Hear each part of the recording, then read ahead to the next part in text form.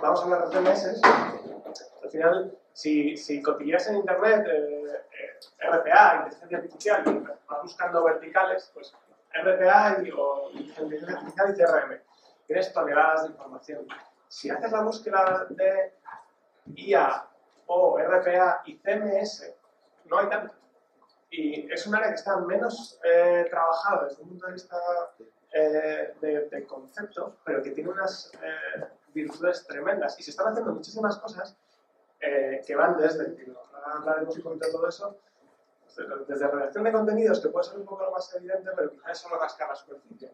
Al final el trabajo, y lo hemos hablado mucho esta mañana en CRM, estamos hablando, y lo ha hablado mucho también la charla anterior, queremos dotar de herramienta a la persona que trabaja. No queremos sustituir a la persona que trabaja, queremos hacer que su trabajo sea más eficaz, más eficiente. Ir subiendo, por favor, no se olvida la palabra, eso no lo vemos.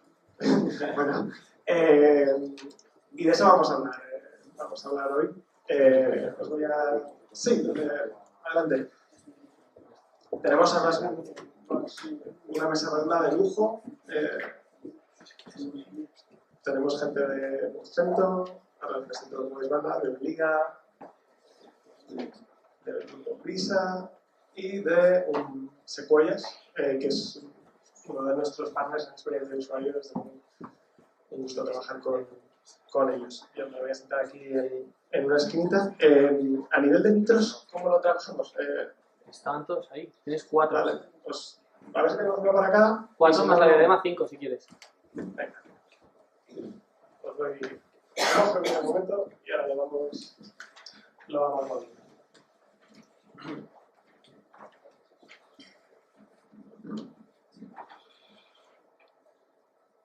¿Podríamos subir a lo mejor un poquito la luz para esta? Esto es lo máximo. Es un vídeo que tiene sus limitaciones. Bueno, oye, gracias a los 4 por venir. De verdad que es un lujazo teneros a los 4 aquí charlando de CMS. Os voy a presentar un poquito mejor. Tenemos a Carlos Ruiz, que viene de la Liga, del equipo de... diría del equipo de contenido, es una persona pivote del equipo de contenido, tecnología, SEO, performance, es un perfil muy fuerte ahí dentro y desde luego un placer trabajar contigo últimamente.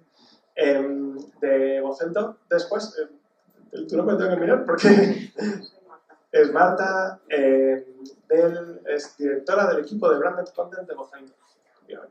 Mucho que contarnos también ahí. Jorge, bienvenida, viene del grupo Prisa. Tus digamos, atribuciones siempre se han ido cambiando y te tengo despistado, pero ahora estás en radio. No, ahora estoy de vuelta en noticias. De vuelta en noticias, pues mejor todavía.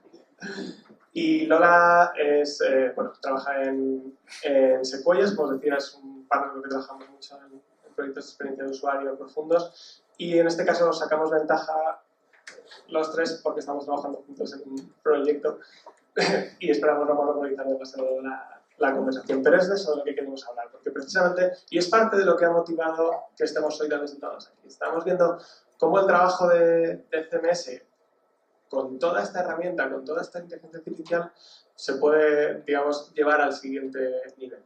Y en esa línea voy a intentar no monopolizar yo la charla, porque si no voy a hablar solo yo. Así que me lanzo directamente, formato libre, hablar de lo que...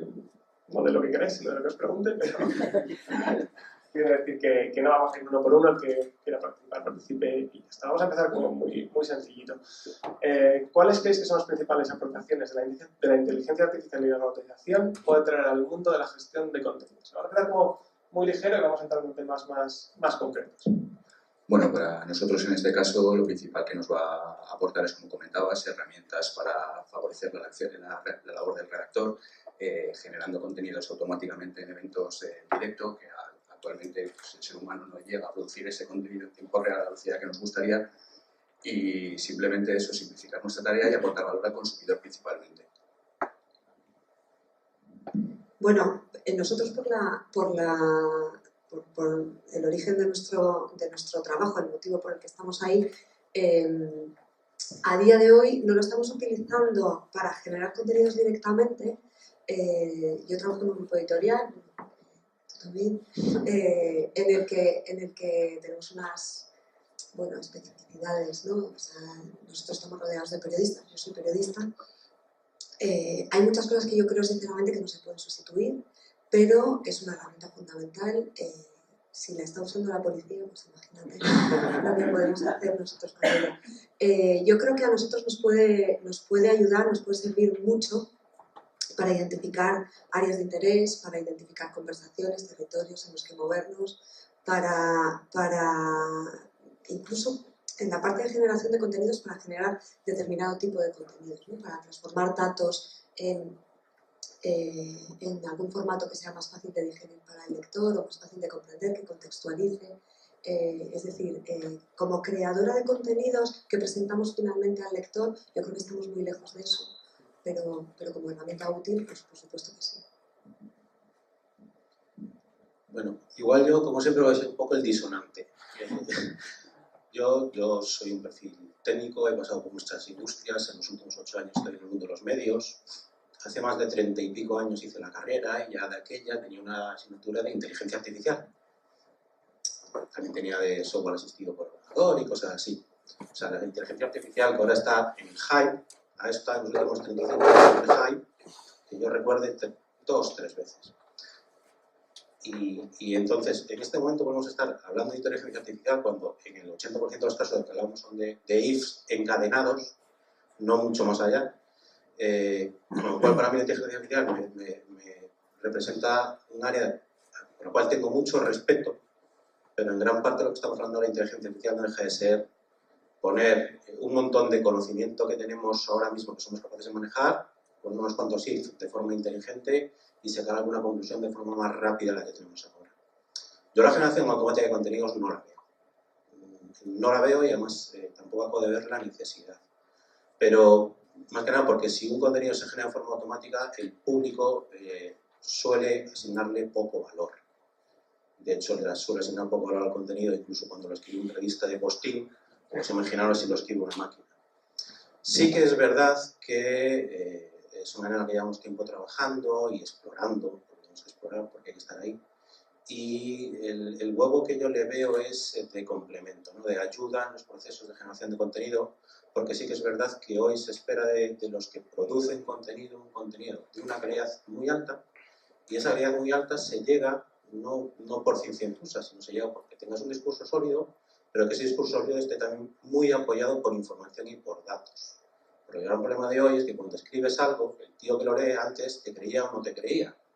Ahora por defecto no te cree, inmediatamente va a buscar la información. Y si encuentra información que es incoherente con lo que tú escribes, has perdido ese lector. Entonces, es muy importante que lo que escribes esté muy bien argumentado, y ahí es donde veo que todas estas herramientas te permiten empacar lo que estás queriendo comunicar con información de verdad que te soporte. Pues yo en la línea de lo que habéis dicho también vosotros, o sea, considero que todo lo que es robotización tiene que ayudar, o sea, nunca va a sustituir. Y tiene que ayudar en lo que es la gestión de tiempos, o sea, en evitar tareas que son repetitivas y que incluso pueden ser tediosas para un periodista, y liberar la carga de trabajo para poder hacer labores editoriales y que puedan ayudar a tener tiempo para investigar, a poder contextualizar la información, o sea, hacer labores propiamente de entrevista. Por otro lado, creo que también una de las aportaciones que puede proporcionar es el suplir la demanda que hay de información inmediata, pero también yo no confío 100% en generación automática de contenidos, únicamente en lo que sería la descripción de un hecho objetivo. Quién ha ganado algo, unas elecciones, un partido, lo que sea, pero no entrar en el análisis, eso sería además ridículo. Y la tercera vía sería lo que tú dices también, acerca de que pueda ayudar a marcar la agenda de contenidos, es decir, poder detectar de qué se está hablando, quién está diciendo, en qué formato se está consumiendo, desde dónde, y poder también tener una estrategia más allá de lo que es evidente o más allá de la intención que tenga el medio de comunicación de transmitir una determinada información. Lo resumiría en esas tres. Perfecto. Voy a ahondar un poquito en este tema porque es de los más finos. Sabéis que bueno, Jaime, mi socio fundador de Cloudistic, es periodista y se indigna, ¿no? cuando oye hablar de redacción automática de noticias y como que le hierve ahí un poquito la la sangre. Pero de facto está sucediendo. Quiero decir que a mayor o menor nivel, y depende lógicamente de la calidad esperada del otro lado, pero como bien dices también, Carlos, hay, por ejemplo, y hablo de vuestro sector, pues, a lo mejor hay N, y siendo N relativamente altos, partidos de fútbol de bajo interés, perdón por los equipos de tercera regional y con todos nuestros respetos, que sí que, digamos, traducir en automático lo que estamos recibiendo en forma de dato para que tenga una lectura más sencilla puede ser un proceso de autorreacción un poquito más ético. Pero ¿cuál es la barrera ética? Si os queréis mojar ahí con el lector, ¿no? No sé si recordando a lo mejor estos famosos casos de escándalos de hace unos años de redactores de noticias de grandes periódicos que trabajaban desde las Bahamas leyendo por internet, ¿no? O sea, ¿cómo combina todo esto? Hombre, bajo mi punto de vista, en nuestro trabajo diario, la ética, mientras seamos transparentes con el lector, igual que le indicamos que un anuncio es publicidad, que este anuncio, este artículo esté generado por una máquina, no habría más problema, más allá del romanticismo que pueda tener una persona por cómo escribe un autor o el trasfondo que tenga detrás. De hecho, ayer con mi mujer le preguntaba, decía, si pudiéramos tener dos escenarios, que Juego de Tronos lo hubiera escrito una máquina y lo terminase, o George R.R. Martin lo dejase como está, yo creo que alguno tendría dudas en qué contestar.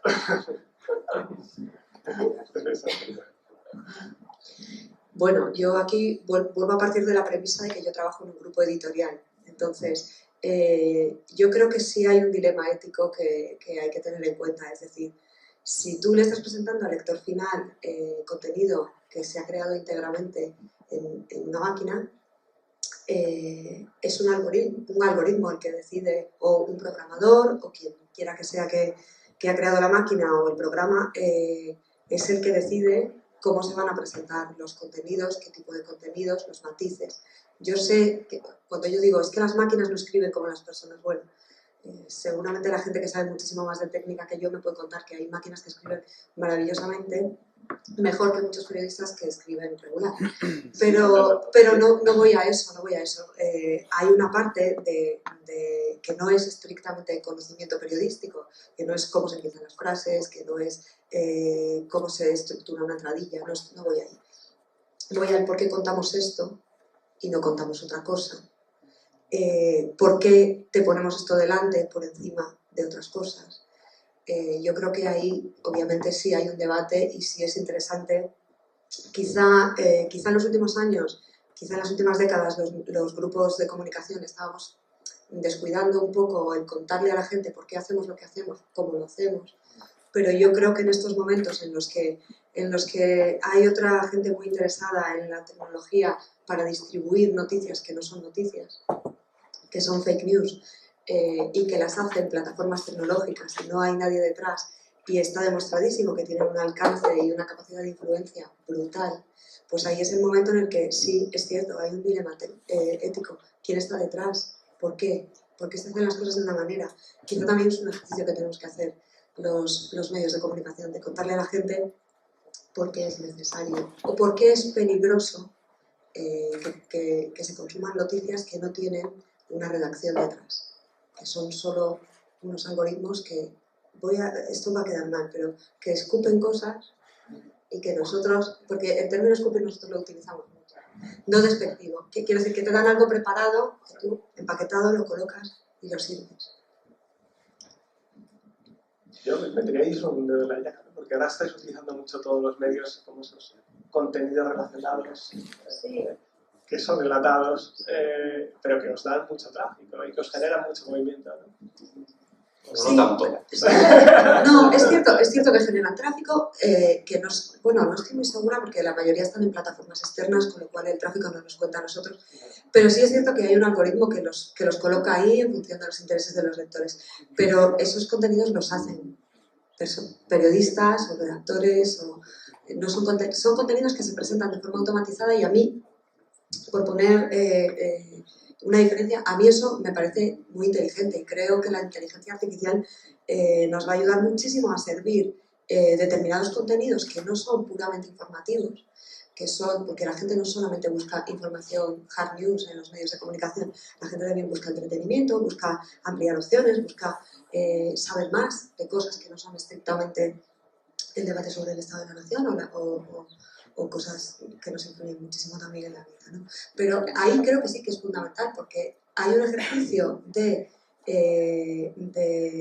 diseño previo de qué le presentamos a la gente, cómo se lo presentamos y dónde se lo presentamos, que lógicamente no necesitas estar definiendo cada contenido. Para los que lo vean en móvil y todos los que consuman más de 3 minutos de tiempo en página, hombre, pues perfecto. Para eso es maravilloso. Y esto es verdad que tenemos módulos de contenido relacionados que funcionan así, pero sigo pensando que hay gente detrás de esa redacción de esos contenidos. Desde un punto de vista ético, creo que la frontera es clara y meridiana. Es decir, me refiero, cuando tú lees una información, tienes derecho a saber de dónde viene. Pues si viene de una persona que lo ha escrito o de un algoritmo que lo ha generado. A mí como informático me vale cualquiera de los dos, no tengo ninguna preferencia por los dos. Ahora bien, también soy muy estético en el sentido de que un algoritmo me va a escupir. Los periodistas hacen un escupen especiales a última hora. Me va a escupir información y datos.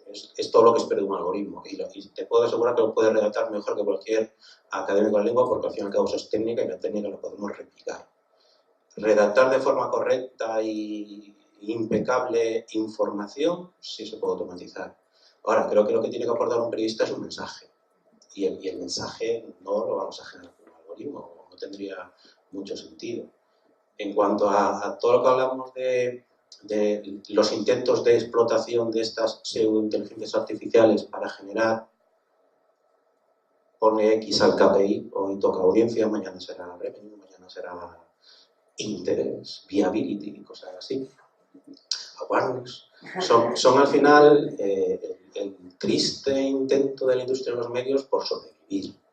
¿Vale? Porque si hay una industria triste hoy por hoy, yo creo que es la de los medios, básicamente porque todavía no sabemos igual cómo ser rentables.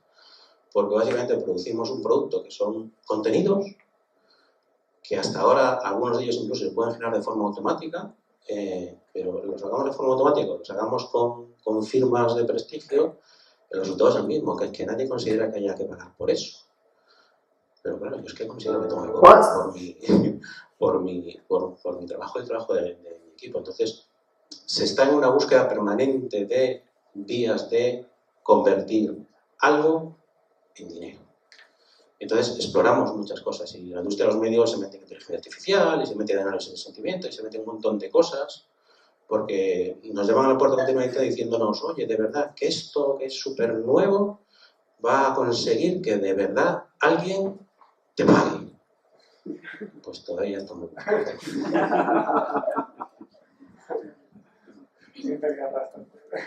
Yo, en mi opinión, la ética es inherente al ejercicio del periodismo.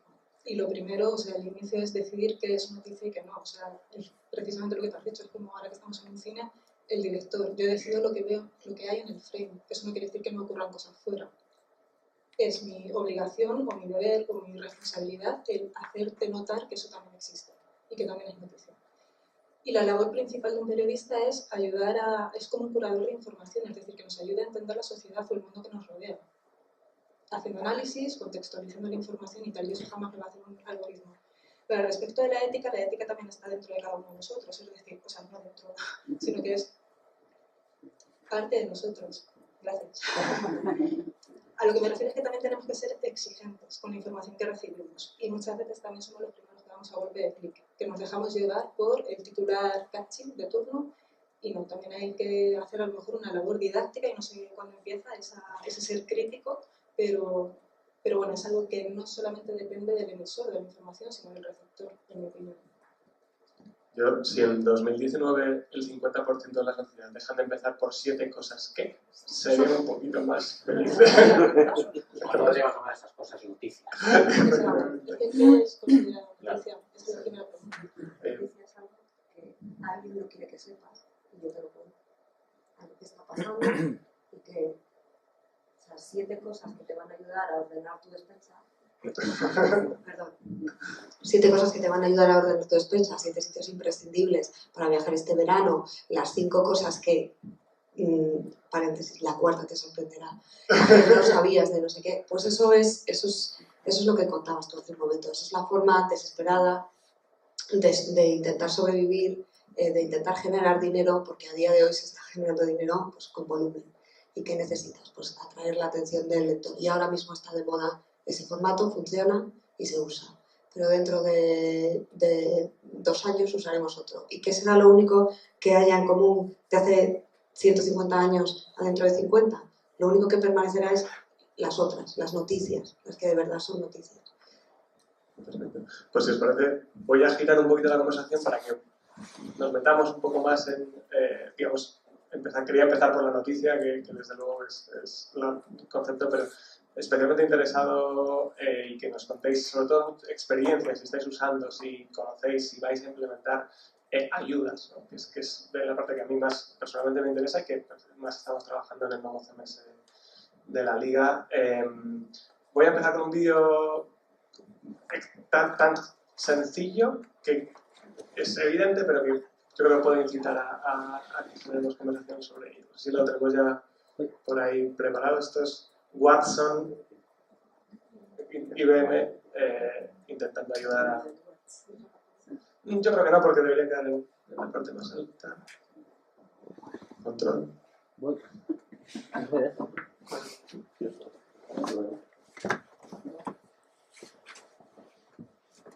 Watson is saving you time creating a consistent brand experience by making...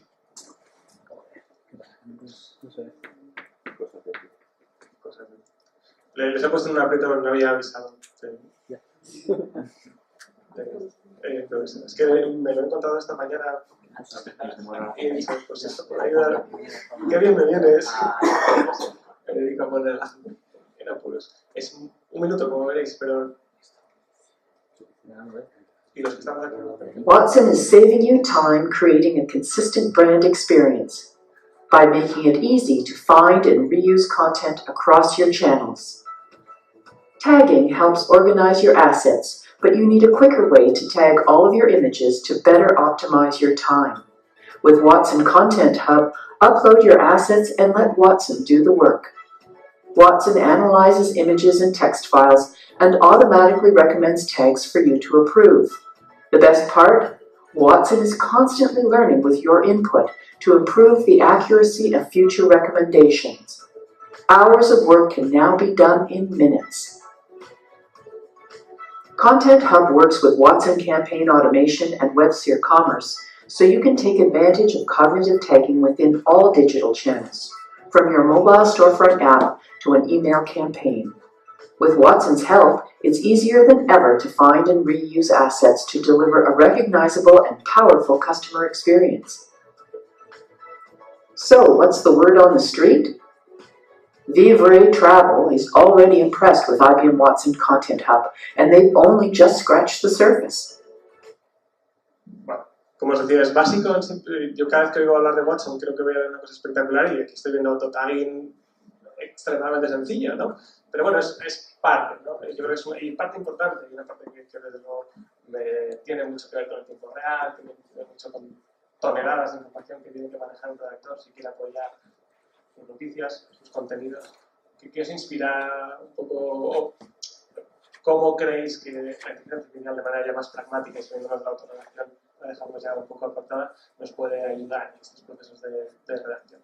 Hombre, para nosotros, como ya vivís en el día a día, tenemos muchos puntos de dolor, ya sea por limitaciones tecnológicas, por barreras tecnológicas o por la cantidad ingente de información que podemos recibir durante una jornada de 2 o 3 fotógrafos por cada uno de los partidos durante la jornada, en tiempo real, sin una clasificación de manera sencilla, haciendo al redactor buscar en un FTP infinidad de archivos hasta encontrar el que cree más oportuno para poner.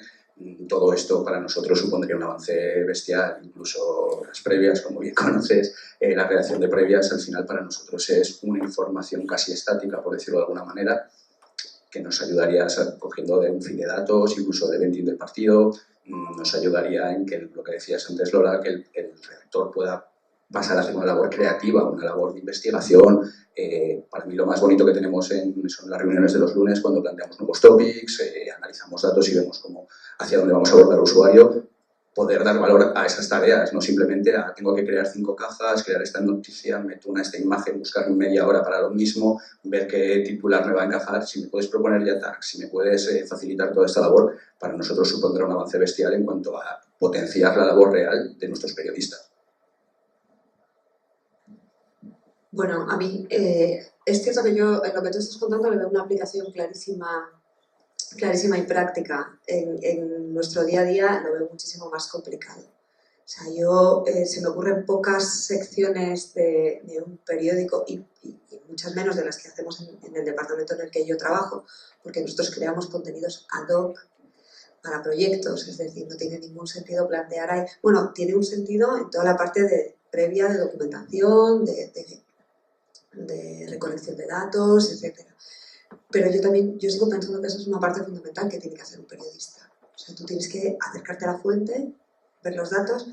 Claro, no 2.700 fotos de partidos que se han jugado hoy, pero si tú vas a escribir un artículo, uno en concreto, sobre un partido que se ha jugado hoy, yo sinceramente creo que el periodista tiene que revisarse todas las fotos de su disposición, porque hay un matiz, hay una idea que te apoya un titular, ves una foto y de repente dices, lo voy a tirar por aquí. Mira qué gesto. Vale, construyo mi artículo a partir de ahí. Yo veo muy difícil que eso... creo que cuando tú tienes que crear algo que va a leer alguien, claro, no sé cuánta gente lee. Supongo que los artículos que creáis, o los vídeos o lo que sea que creáis, de partidos muy pequeños, en los que, bueno, pues bienvenidos sean los lectores o los espectadores que lleguen, ¿no? Pero no lo concibo si vas a escribir algo sobre el Real Madrid. Porque ese contenido va a competir con el que creen en el país, el mundo, marca, as. El mundo deportivo por el otro lado, el sport, etcétera, etcétera. Claro, pero es que la objetividad no existe. Sí. No existe. Pero es cierto que hay no, es cierto que existen muchas. Efectivamente, una por individuo. No, pero quiero decir, vosotros vais a tender a la objetividad y está bien. Es una cosa que no se espera y aparte no lo pretenden. Ni el marca ni el sport, lógicamente. Ellos se dirigen a eso. Pero en política ocurre lo mismo con ABC y con el país. O sea, no pretenden contar lo mismo. Pero realmente, pues esa es la diferencia, que cuando tú estás en una redacción y tienes que crear un contenido que te diferencie de tu competencia, que responda a ciertas premisas, a cierto pacto que tú tienes con tu lector. Es que ahí lo veo menos. He visto una iniciativa que me ha gustado muchísimo, que tiene mucho menos que ver con la creación de un contenido concreto y mucho más con la estrategia de contenidos global. Y es una iniciativa que hace Los Angeles Times, que utiliza, no sé cuál es la plataforma, lo desconozco, pero que utiliza en el sistema de alertas push-up que están ahora resurgiendo, y lo que tú decías antes, el resultado. Vale, el resultado te lo puede hacer una máquina, pero entonces el señor que tiene, el del país, el de la SER, el del mundo, va a recibir 7 alertas idénticas. Claro, entonces que no tenemos que aspirar a eso, tenemos que aspirar a diferenciarlo. Entonces Los Angeles Times ha conectado su sistema de alertas push con una máquina que lee la información del Centro de Terremotos de California y genera automáticamente una alerta redactada cuando hay alerta de terremoto. ¿Tú qué esperas de tu periódico? Pues que te avise de ciertas cosas, ¿no? Bueno, pues si te puede avisar cuando va a pasar un terremoto en una zona que está en un estado que está sobre una falla, pues es una información muy relevante que tiene sentido que te la dé un medio de comunicación y que tiene sentido que te la dé en ese formato. Entonces, una estrategia global para introducir herramientas de inteligencia artificial que complementen cosas que se esperan de un periódico, sí. ¿Realmente creemos que los lectores esperan de un periódico leer noticias que están redactadas por... Es que da igual leerlas en un periódico que leerlas en la web de un anunciante, de una eléctrica, de una aerolínea. Pues yo creo que la gente en un periódico busca otra cosa. Nosotros ahí sí que estamos haciendo alguna cosita exploratoria, como siempre. intentando poner encima de la mesa de las personas que redactan los contenidos ayudas. Por ejemplo, intentamos irle mostrando, conforme va redactando el contenido, un feedback acerca del sentimiento que ese contenido genera o va a generar alrededor de la audiencia. Pues lo que estás escribiendo va a generar un sentimiento positivo o negativo, valorar indicadores muy gruesos, pero un poco, oye, ¿realmente es esto? ¿Quieres transmitir un mensaje negativo? ¿Quieres transmitir un mensaje positivo? Intentamos ponerle al ladito un indicador que dice esto tal como lo estás redactando va a ser percibido de determinada forma, y ahí es donde se está explorando. Y por ejemplo, a la hora de gestionar la abundancia, lo que decíamos antes, nos llegan diariamente 10.000 fotografías para posiblemente ser utilizadas, es imposible que sean revisadas. Entonces sí que estamos trabajando en sistemas que hacen un prefiltro, ¿no? Y entonces que te puedan sugerir, mira, de las 10.000 que han llegado ahí, del tema del que estás escribiendo y que generen un sentimiento coherente con lo que estás escribiendo, pues te sugerimos estas 200, pues encajarte. Entonces, en ese sentido, sí, hoy por hoy uno de los problemas que tenemos es que manejamos tales volúmenes de información que la verdad se entierra entre los datos, con lo cual hasta cierto punto sí que podemos construir sistemas que ayuden a sacar lo que es más relevante en un momento determinado de todo ese gran volumen de datos y de información que estamos manejando. Pero al final, bueno, pues el mensaje que quieres transmitir es el que quieres transmitir, y lo que pasa que lo que estamos buscando es que las herramientas, el editor de textos que antes te corregía nada, ahora te corrige la ortografía, te empieza a corregir la gramática, incluso que se acaba de llegar hasta un determinado momento a corregirte o a ayudarte a modular el sentimiento que va a provocar. También es verdad que el tema del sentimiento es muy relativo. ¿Nos importa mucho el sentimiento de los lectores? No. Si nos importase, podríamos en las noticias el botón de me gusta, no me gusta. Porque en las noticias no hay un botón me gusta, no me gusta como lo hay en Facebook. No es porque no se nos haya ocurrido. Porque nos da igual que le guste o no le guste. Lo que nos importa es que lo lea. Y de hecho la gente suele leer más las cosas que no le gustan que las que le gustan. Entonces, es muy importante el indicador que buscas, el objetivo que te pones. ¿Nosotros qué buscamos? ¿Buscamos que la gente nos dé palmaditas en la espalda cuando leen nuestros artículos? Eso lo buscan los periodistas. Porque son orgullosos de su trabajo, porque tienen que serlo, y procuran escribir artículos que la gente aprecia como producto, como acto de creación. Pero cuando esto lo llevamos a la dimensión de negocio, pues depende del mes, buscamos un indicador o otro. Buscamos tiempo de lectura, que es una cosa, o buscamos números de lectura, que es otra problemática completamente distinta. El tema de las noticias relacionadas es porque el indicador que estás intentando maximizar es el de páginas y el de tiempo en tu propiedad. Entonces necesitas enganchar un segundo clic y un tercer clic. Bueno, pues las listas ahí encajan fenomenal. O sea, llegas a lo mejor por una noticia de alcance, pero después tienes ahí el enlace de tiki-taka de alguien que ha hecho algo 5 veces, y la gente pica. Si el tema es que a nivel de masa somos tristemente predecibles.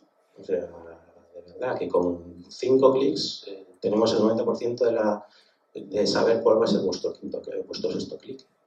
Todo el mundo somos muy parecidos en ese sentido, y cuando el objetivo que buscas es te quiero enganchar, robarte unos minutos de tu tiempo para que hagas 4 o 5 clics en una serie de artículos, pues tenemos por ahí herramientas que hasta cierto punto nos permiten buscar eso. Yo voy a ser muy breve y voy a volver un poquito también a Watson, que sobre todo no va tanto sobre el impacto que puede tener en los lectores, sino en el trabajo interno, ¿no? Yo creo que cualquier herramienta que facilite la labor del periodista o de la gente encargada de contenidos se tiene que aceptar de buena gana, porque va a liberar de tareas. Eso sí, nunca va a sustituir el juicio crítico que va a poder tener una persona encargada de la documentación o un periodista. Entonces, eso es lo que tenemos que tener en cuenta, y es absolutamente importante, porque pasado mucho tiempo vas a necesitar poder localizar una pieza de vídeo, una fotografía en concreto, y no te van a servir los tags evidentes. Vas a necesitar algo que sea más subjetivo, por así decirlo. Y es que lo estoy recordando, o sea, yo estuve durante un tiempo trabajando en televisión, varios años, haciendo antiperiodismo porque hacía noticias y cosas de Isabel Pantoja, este tipo de cosas.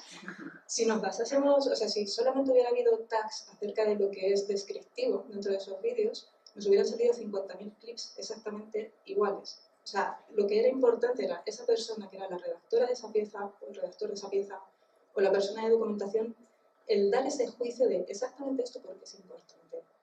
Y también había una cosa que no se puede tampoco sustituir, y es la memoria de hemeroteca que tienen esas personas. Es decir, pueden localizarte un contenido muchísimo más fácilmente que haciendo búsquedas tú de manera proactiva, por muy bien pareado que esté. Entonces yo creo que tenemos que convivir y coger lo mejor de cada cosa. No he sido tan breve como pensaba. No, a propósito de esto que acabas de decir ahora, y a propósito de la utilización de este tipo de recursos para la creación de contenidos en medios, ABC tiene un archivo impresionante, gráfico, de portadas, de noticias, o sea, yo creo que, bueno, uno de los mayores, ¿no?, que hay. Y los compañeros de ABC han creado un producto editorial que se muestra cada día, que se llama la hemeroteca de ABC, y es que se construye un diario con información de ese mismo día a lo largo de la historia. Y eso sí está totalmente automatizado, y ni siquiera hay alguien que lo revise antes de su publicación, que lógicamente todo es contenido de ABC. Claro, ABC, que en algunos momentos de su vida ha tenido una tendencia ideológica muy diferente a la que tiene ahora, pero se genera todos los días, y además está en el encabezado de la web de abc.es, se genera un diario, no es un diario completo, pero bueno, es una selección de noticias que han pasado en ese día a lo largo de la historia y que se presentan como una homepage actual. No, se utiliza el criterio de relevancia que tenían en su día.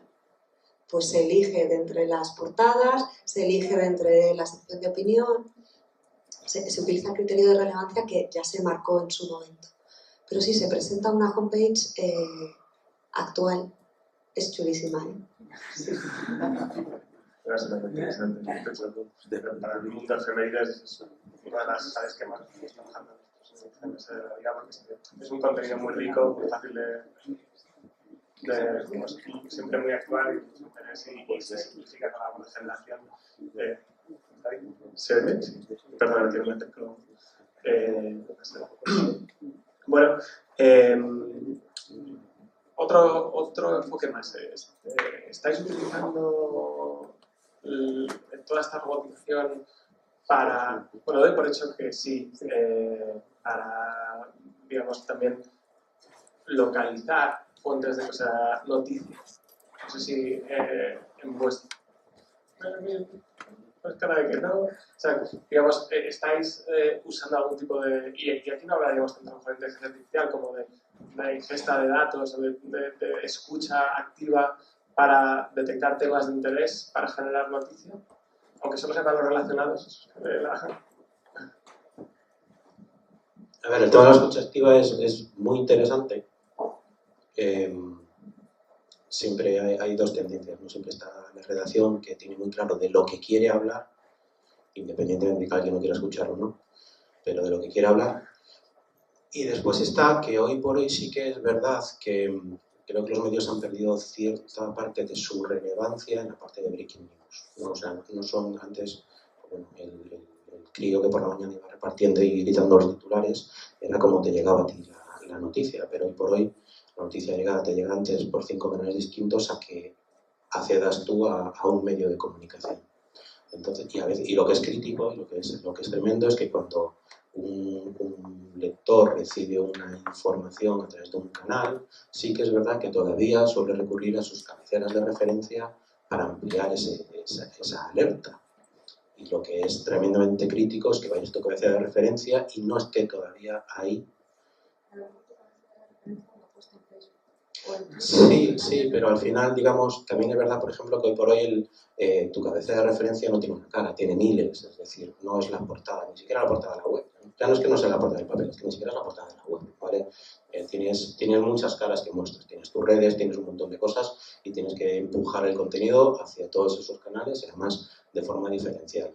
Pero si hay una situación que es crítica, es que hay una noticia, se esté hablando de una noticia, te esté llegando el tráfico buscando tu opinión o tu visión acerca de esa noticia y no tengas todavía esa noticia disponible en alguno de tus canales. Entonces, en ese sentido sí que disponemos de herramientas, y hoy la tecnología nos da esa capacidad de detectar tendencias, hasta qué punto tendencias de cosas de las que está hablando pueden ser relevantes o no. Es decir, bueno, del 80% de las cosas de las que está hablando no son relevantes, a lo mejor para una determinada cabecera, pero sí que es importante de cara a modular un poquito, quizás no el trabajo de la redacción, pero sí a lo mejor la curación de contenido o los procesos de distribución.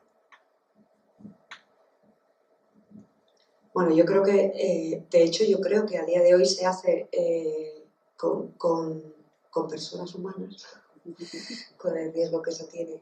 Yo creo que ahí sí que es cierto que, o sea, yo no conozco el funcionamiento de todas las redacciones de este país, pero las que yo conozco sí suelen tener gente que está monitorizando redes, monitorizando foros, viendo de qué se habla, ¿no?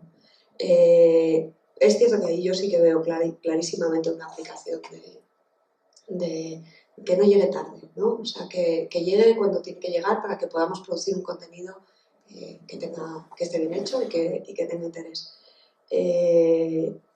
Pero estoy de acuerdo contigo, con que ahora nos llega la información por muchos otros medios, pero yo al final siempre hay un medio de comunicación detrás, siempre. Al final nos enteramos de las cosas que pasan porque alguien lo cuenta. Y en la gran mayoría de los casos es un medio de comunicación, claro, a veces no es el nuestro. Pero la noticia siempre sale de algún sitio, de alguien que está preparado para contarlo.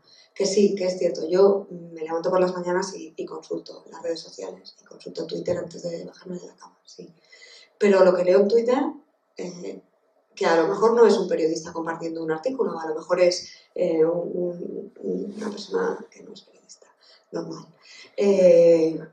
Pero suele poner enlaces a medios de comunicación, o lo que es peor, a medios de desinformación, porque eso también nos atrapa mucho. Pero sí, o sea, toda esa detección de tendencias, es que en lo vuestro es maravilloso.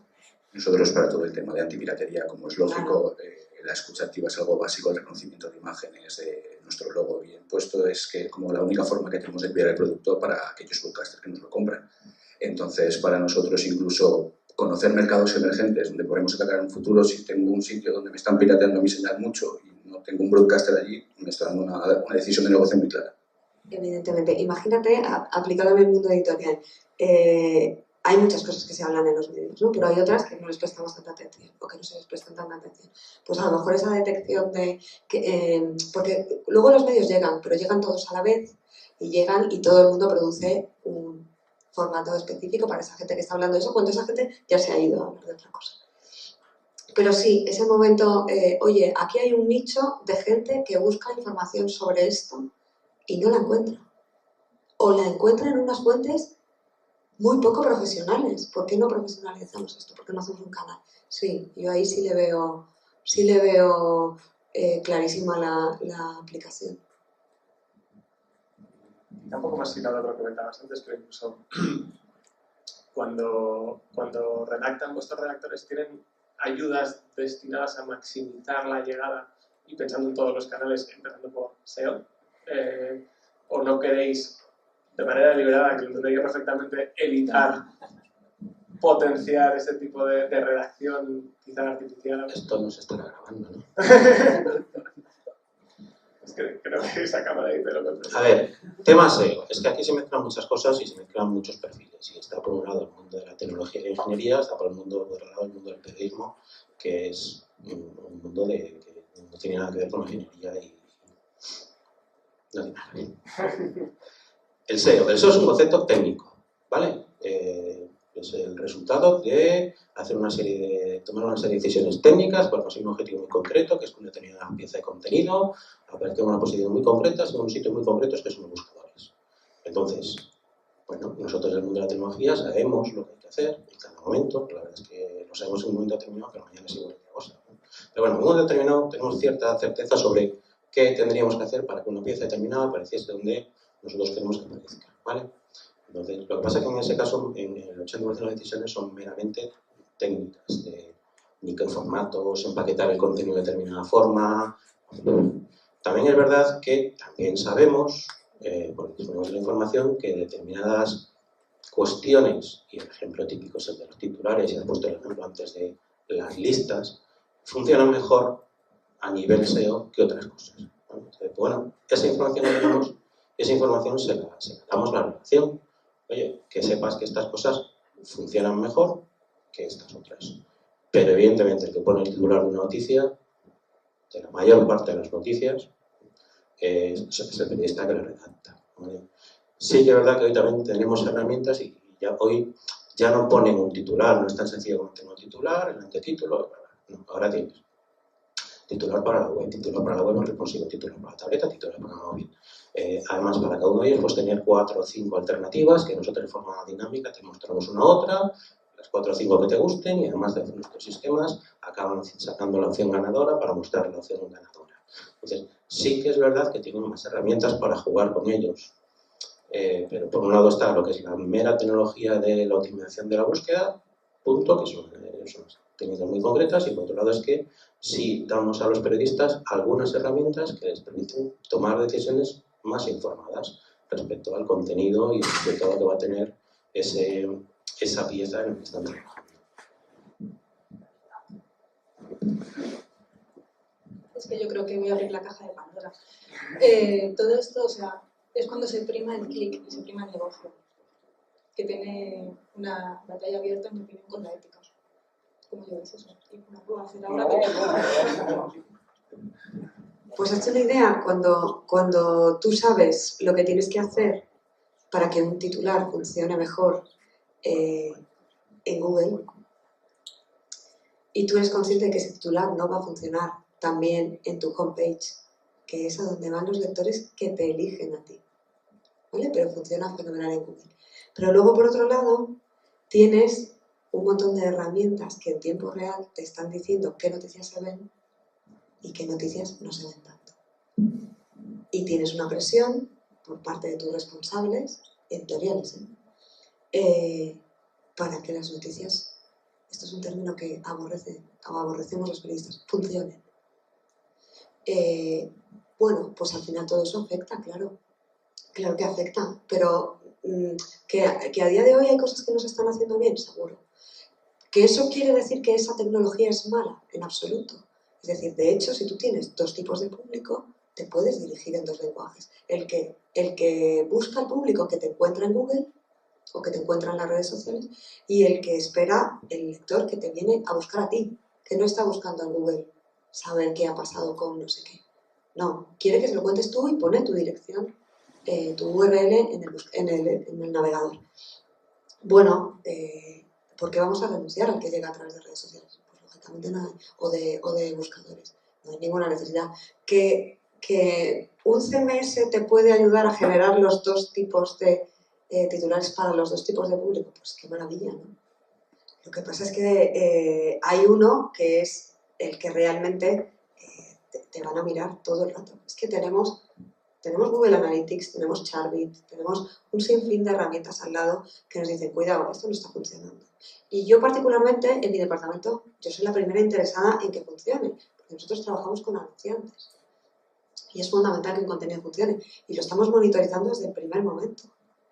Y si no funciona, lo cambiamos. Lógicamente, como cualquier producto editorial. Y también hacemos competencia de titulares y el que funciona se queda. O sea, pero eso es garantizar un poco el éxito de algo que, imagínate, si tú tienes, si tu objetivo es que la gente que busque algo me encuentre, sea donde sea, me da igual, que me encuentre, pues ahí es fundamental. No puedes dejar el SEO de lado en ningún momento. No, desde luego, por eso para mí, bajo mi punto de vista, lo que hay que ponderar, obviamente, es como decía, si yo de Google recibo X tráfico, pero dentro se me cae por dentro, tengo un problema, tendré que ponderar esas 2 soluciones, incluso gracias a la inteligencia artificial, podemos personalizar este contenido de cara al usuario que entre. Pero yo, para lo principal, primo el SEO porque al final es mi ventana al público, es un elemento más como las redes sociales, pero si no estoy allí estoy muerto. Sí, al hilo de lo que decías antes del tema de la ética, y estamos hablando de noticias que funcionan o dejan de funcionar. Yo como ingeniero no tengo ética, tengo objetivos. Entonces, el primer paso que pido es la definición de funciona. la definición del don, cuando está hecho el trabajo. Esta competencia que sufren los periodistas cuando producen sus contenidos es porque la definición del don está asociada al consumo. Es decir, una noticia, entendemos que la definición de noticia que funciona es aquella noticia que es consumida por mucha gente. Mientras ese sea el indicador, las herramientas se alinearán para conseguir audiencia. Si cambiamos, si queremos obtener un resultado distinto, tenemos que definir un objetivo distinto. Pues no vamos a competir por audiencia, porque además estamos viendo que la audiencia tampoco se convierte en dinero. Igual tenemos que buscar otro tipo de indicadores. Cuando el indicador sea, lo que pasa es que es difícil, hoy por hoy es difícil, cuando el indicador sea, no sé, la valoración que hacen los lectores de la información que le doy, pues todas las herramientas se alinearán para generar eso. El gran problema es que hoy por hoy, al menos en la industria de los medios, creo que todavía estamos funcionando con una definición que es funciona igual a es consumido masivamente. Estamos en el mundo de los medios. Y pensando un poco en este entorno y hablando de la transformación digital y del futuro, ¿okay? ¿Cuáles son los retos tecnológicos o cómo los medios se tienen que adaptar a las nuevas formas de consumo de contenido, empezando y por decir uno, interfaces de voz? O sea, ¿se está trabajando en eso? ¿Todavía suena muy lejano? No, yo creo que sí, ahí estamos. Ahí estamos aquí y ahí llevan ya tiempo nuestros hermanos británicos y americanos, ¿no? Sí, en las interfaces por voz se está explorando ahora mismo qué posibilidades tienen como captadores de lectores, vamos, en nuestro caso, de nuestros clientes, que son nuestros lectores. Hay un sinfín de iniciativas, van todas encaminadas por el mismo lado, por Alexa, cuéntame las noticias de hoy. Pero hay muchas más fórmulas. En Vocenta estamos explorando los podcasts con la pata interactiva. Bueno, son formatos de contenido al final. Yo creo que todo lo que tenga que ver con formas de presentar el contenido al lector de una forma o de otra, que vamos hacia el audio, pues explorémoslo. Antes fuimos hacia el vídeo y no era para tanto, ¿no? Obviamente era para tanto, pero quiero decir, los lectores al final a los medios de comunicación vienen a leer. Y el vídeo pues muy bien y te aguanta la gente más tiempo en tu plataforma y hay otras formas de monitorizarlo y demás. Y el audio será algo parecido, pero yo creo que es innegable el viraje que está haciendo la innovación editorial hacia ahí ahora mismo. Vamos, yo creo que hay miles de ejemplos. Yo conozco los míos, los de mi casa, pero seguro que los hay en todas las casas. Ha quedado muy claro que vienes de prensa escrita. A ver. Es interesante porque desde la prensa escrita, pues la visión es esa. Pues ahora tenemos que leer las noticias. Antes las poníamos en vídeo, ahora también las tenemos que leer. Como decía antes, Fede, yo vengo, también vengo de radio, ¿no? O sea, he estado en el último año llevando la tecnología en Prisa Radio. En radio el planteamiento entre los asistentes de Google o de Amazon es muy distinto. Es decir, el problema en la prensa escrita es ahora tengo que locutar mis noticias, pero el problema en la radio es muy distinto. La radio ha estado muy tranquila hasta ahora. La radio no ha pasado por la crisis que ha pasado la prensa escrita, pero la radio le llega a la crisis con los asistentes de voz. Entonces la radio está preocupada. Muy preocupada. Hay que estar ahí, evidentemente. ¿Por qué? Porque al final los días, por mucho que avance la tecnología, tienen 24 horas. Igual podemos realizar un poco el giro. Bueno, tienen 24 horas y lo que se está haciendo es una competencia por la atención del consumidor. ¿Vale? Entonces, el foco está en analizar en qué momento del día las personas consumen los contenidos. La red está muy tranquila porque hay un momento del día muy importante en las personas que tenían blindado, que era el trayecto en el coche.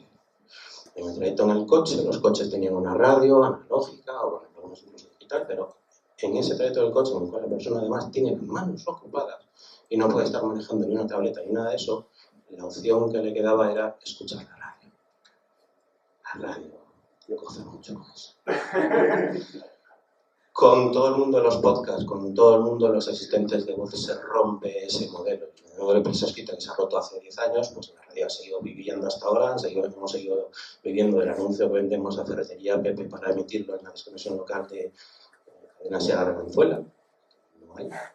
Pero con la llegada de los asistentes de voz se producen dos cosas. Primero, se produce una invasión en ese momento del tiempo, que era propia de la radio. Ya tiene competidores, es un problema gordo. Y segundo, el otro gran problema es el que aparecen dos actores que son Google y Amazon que se apropian del canal. Con lo cual, hoy por hoy se han lanzado, ayer se anunciaba el lanzamiento de Alexa. En Alexa no vais a escuchar publicidad, por ahora. Y cuando haya publicidad en Alexa, porque llegará, porque es la única forma de monetizar este tipo de temas, porque el negocio no está en vender los cacharros, va a ser Amazon qué publicidad se pone ahí, y cómo se pone, y cuánto se pone. Entonces, el problema que va a sufrir este tipo de industrias como la radio es que, de repente, si alguien se te ha colado entre tú y tus clientes, y ya no eres tú el que vende el producto, sino que otro se ha puesto por en medio a vender tu producto. Entonces, ¿qué pasa? Que pues hay que estar, porque ese va a ser el canal, ya están mejor en ese sentido, y lo que hay que intentar buscar es cómo encajar tu modelo en ese canal, o buscar canales alternativos. También hablar de prensa escrita, prensa hablada, televisión, hoy por hoy, cuando los periódicos hacen debates presidenciales, cuando las radios tienen webs, o cuando empieza a tener un poco sentido. Yo con las interfaces de voz iba a ir en la línea de lo que te estabas diciendo antes, que además habíamos estado hablando de SEO, y es esa búsqueda proactiva por parte del usuario de una determinada información. De repente hay un nuevo intermediario que te tiene que devolver X resultados. Va a aumentar la competencia entre marcas y también qué cantidad de resultados te puedo dar, o sea, cómo tramitamos nosotros esa información.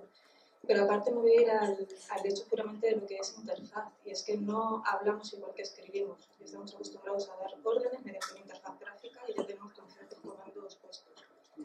No va a ser, no estoy segura, pero no sé cómo serían esas órdenes habladas si hay problemas de dicción, por ejemplo. O sea, quizá quisiste decir tal nombre, si lo estoy pronunciando mal porque a lo mejor ni siquiera sé cómo se pronuncia, o si hay ruido ambiental. Es decir, creo que puede haber muchas más barreras, a la vez que tiene muchos beneficios, porque la curva de aprendizaje es mucho más sencilla y puedes utilizarlo en contextos en los que no podrías estar utilizando la interfaz gráfica.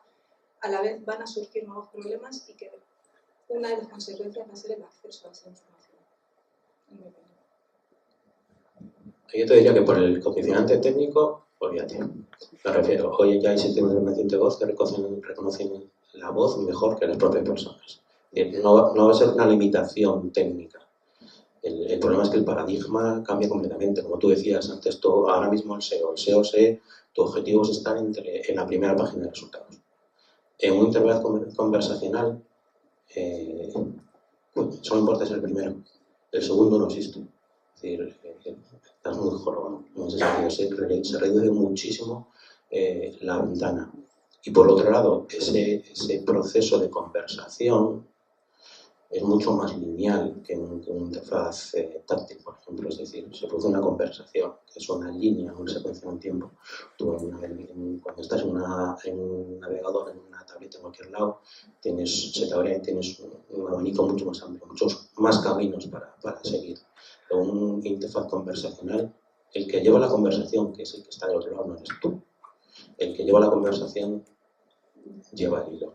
Entonces, es un mundo muchísimo más reducido. ¿Qué va a pasar?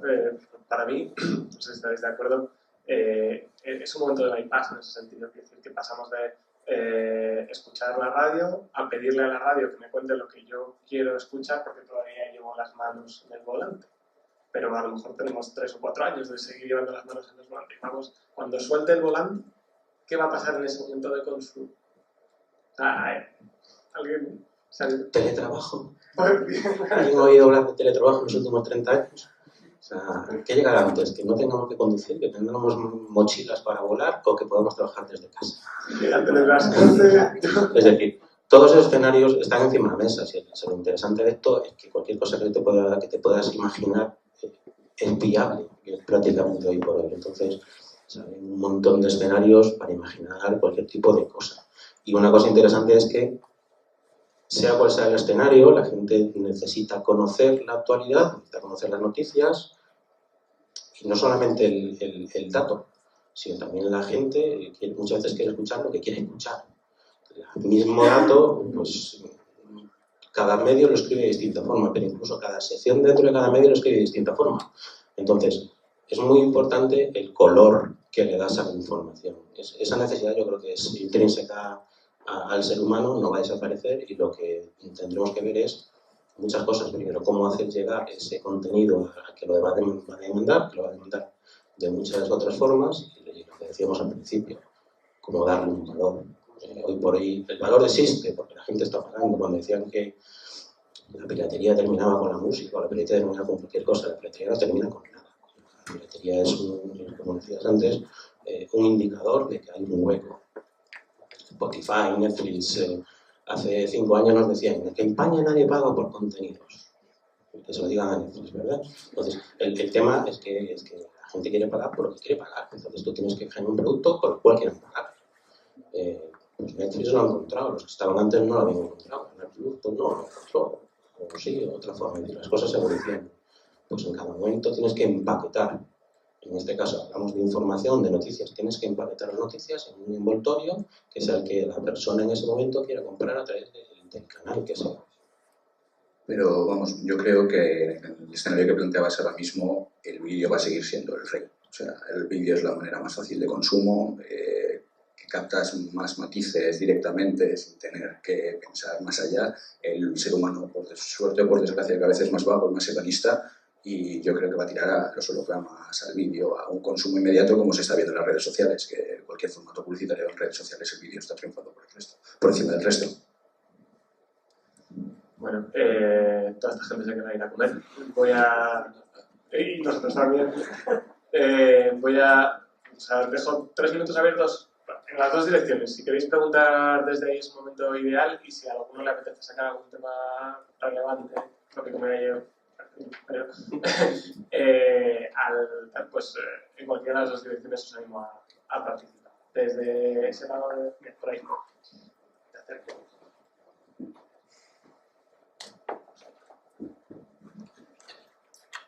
Sí, es súper interesante el panel. Enhorabuena. Una de las cosas que a mí más me preocupa, pero yo creo que preocupa a mucha gente, es el tema de los filtros de burbuja, ¿no? El efecto en el que, bueno, pues yo veo en Google una cosa totalmente distinta que tú, y a lo mejor yo a las 8 de la mañana veo una cosa distinta que yo a las 4 de la tarde. Y Google y Facebook están por ese camino. No sé si los medios estáis también explorando ese camino, y bueno, vuestra opinión también sobre este tema. Gracias. Yo creo que eso en los medios se lleva haciendo mucho tiempo, pero no al mismo nivel que Facebook. Es decir, nosotros analizamos el consumo también, claro, y lo que busca la gente a primera hora, y la diferencia. Hay tiempos de lectura, hay un consumo en el móvil, hay un consumo en la oficina, hay un consumo de noticias en el tiempo de ocio, y sí tratamos de adaptar lo que presentamos en cada momento a esos tiempos. Y a lo mejor tú, si entras a primera hora en tu diario que consultas habitualmente, vas a encontrar una composición de noticias que va a ser muy diferente de la que encuentres si entras a las 8 de la tarde. Que vamos a dar por hecho que tienes más tiempo, que estás en casa, que estás reposado, que te podemos enseñar otros contenidos. No, o sea, la preocupación no es que varíen las noticias, sino que yo siempre encuentre noticias de una tendencia y otros de otra tendencia, de manera que... Que en función de tu historial, vale. Bueno, yo creo que nosotros ahí, yo creo que eso forma parte... Creo que sé por dónde vas, por recibimiento del mensaje. ¿Por qué? Porque al final si lo que buscamos es que nos leas, y tenemos la estupidez de que para que nos leas tenemos que darte lo que quieres leer, vamos a generar lo que quieres oír a cada uno de vosotros.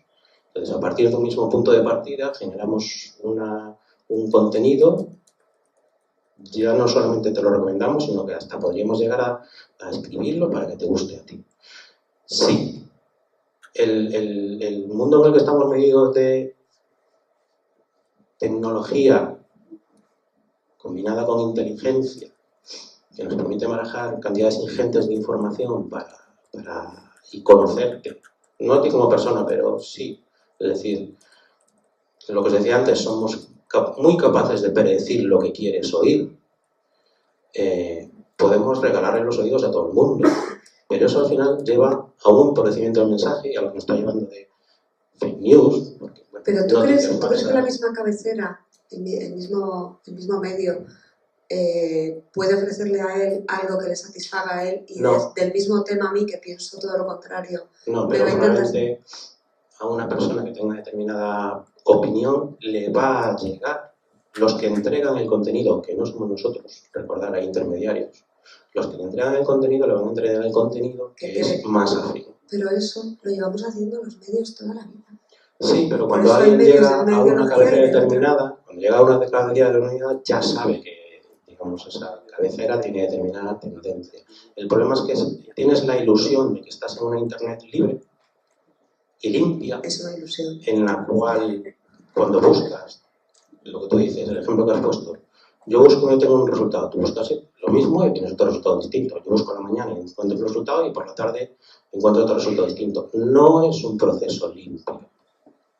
Es un proceso procesado, manipulado, en base a lo que pensamos o a lo que las plataformas piensan que quieren. Y nosotros como medios, el valor de los medios es que tenemos un mensaje, el que es el de aquí, el de allá, tenemos un mensaje hasta cierto punto. Sé que son un poco más locas y que cambian de mensaje muy rápidamente, pero nosotros tenemos algún ejemplo, pero es un mensaje. Entonces cuando vas al país o cuando vas a BBC o cuando vas a... No conozco más porque no leo muchos proyectos, la verdad. Sabes lo que te... La voz de Galicia, sabes lo que te esperas, ¿no? Hasta cierto punto, si conoces el medio, pues sabes un poco de cómo te van a contar determinada noticia. El problema es que estés en un navegador pensando que Internet es blanca y pura y limpia y no lo es una industria y te está vendiendo un producto. El problema, el producto eres tú. Esta frase la habéis oído, es un poco como lo de los nativos digitales, es toda una mentira, pero sí que es verdad que cuando a Google o a Facebook obtienen ingresos porque tú pases tiempo en determinado sitio, van a poner toda la tecnología, que es mucha, yo os lo digo, al servicio de atraparos y robaros el tiempo. Entonces hay que ser muy crítico y de verdad, buscar canales alternativos, ir a los medios, comprar periódicos. Pues vamos a hacer esta pregunta, la verdad. ¿Alguna más por ahí? ¿Alguna inquietud? ¿Os habéis quedado con ganas de...? Oye, pues muchísimas gracias. Voy a genial. Más o menos se ha podido abordar, pero es para conocer cuál creéis vosotros que puede ser vuestra previsión. Obviamente los periodistas tienen que ser éticos, pero eso sabemos que no existen los medios de comunicación porque existe una tendencia por parte de ellos y te venden lo que ellos quieren. De hecho, yo tengo una mala costumbre. Perdón, pues dando cuentas. Yo tengo una mala costumbre que es escucharme las noticias en la cadena A o el periódico A y en el B. Porque sé que la verdad estará en medio o nunca me la contarán porque no les interesa contarlo. Ya lo sabemos, todos los que estamos aquí podemos vivir en este mundo de la comunicación. Algo. Pienso que puede ser estos intermediarios, estos reconoces de voz, que le podré decir, dime la noticia crítica en negativo que dicen las radios sobre este tema y dime las noticias críticas en positivo de tal. Que a lo mejor eso es una oportunidad para los medios, que puedan decir, te voy a decir, me quito la capa de manipulación y te digo, me pongo más ético y te digo la parte que vemos de positivo y la parte que vemos de negativo. Esto es una opinión. Y pregunta también, para que disentéis. No, decía que disiento porque, a ver, yo ahora que solamente llevo 10 años en el mundo de los medios, en los 20 y tantos anteriores he estado en muchas otras industrias de todo y ahora trabajo con periodistas y tengo que decirte que en mi opinión no son más raros que otros y no tienen menos ética que otros. Es decir, el 99% de los periodistas, y esto lo aplico a casi cualquier otro lado, en mi experiencia son gente que cree en lo que hace y lo hace con un objetivo de... ¿Pero es su jefe? El que le paga, eso ya siempre es otra cosa. Pero bueno, te digo que el currito que está escribiendo en general tiene su opinión, ¿vale? Que tú puedes compartirlo o no y tiene su caída de ojos hacia el otro, pero en general yo creo que los que conozco lo hacen con buena intención, lo hacen con una intención encomiable, ¿vale?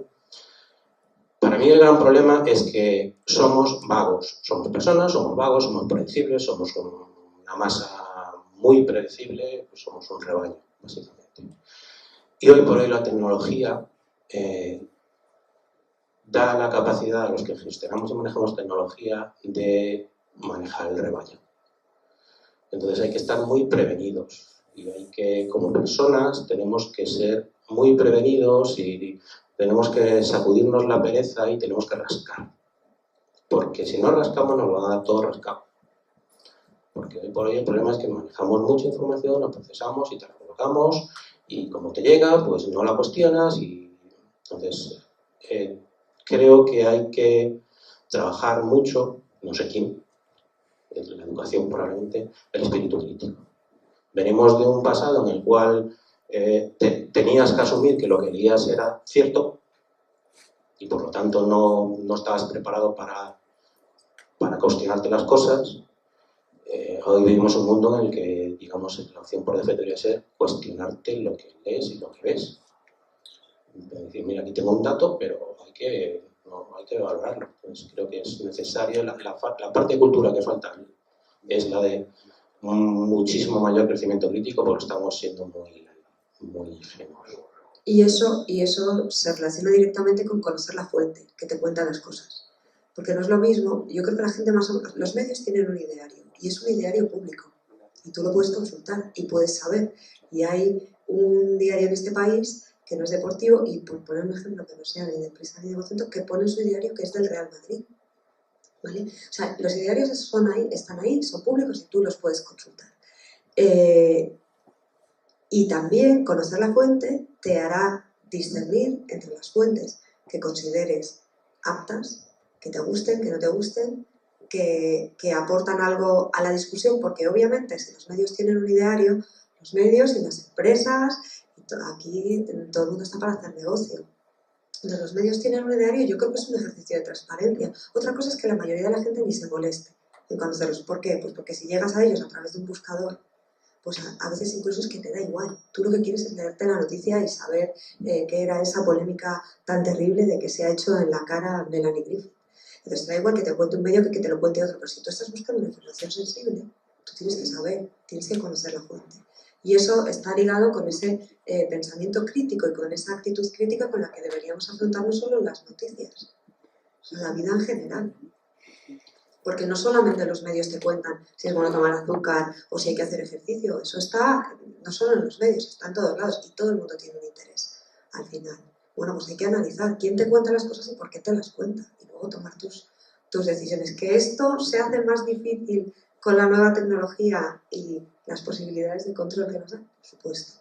Pero yo creo que es una actitud vital. Tiene mucho que ver también con lo que comentaba la policía antes, que me ha parecido súper interesante, ¿no? Es decir, si las herramientas tenemos y las herramientas nos van a ayudar a trabajar muchísimo mejor como trabajamos, que no quita que no estemos viendo un debate ético monstruoso y que hay que tener. O sea, al final la tecnología también en vuestro sector está está acelerando el cambio en una dirección o en otra, os está dando muchísimas más herramientas para trabajar con vuestro público, pero también os acelera todo.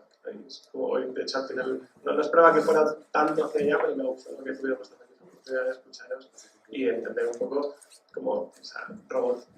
Hay muchos temas éticos relacionados con la robotización, ¿no? Y hay quien se ha mojado un poquito y lo hemos hablado hoy de pero esto viene a reducir puestos de trabajo. Os he hablado como muy por debajo. Hay muchos temas éticos que rozan todo esto. La tecnología siempre reduce puestos de trabajo. Reduce los crea. Claro, excepto los vuestros, pero vendrá una tecnología que hará obsoletos también los conocimientos de hoy. La tecnología no quita puestos de trabajo, quita un modelo. Los cambios está claro. Oye, muchísimas gracias a los cuatro por haber acercado, yo creo que es interesantísimo.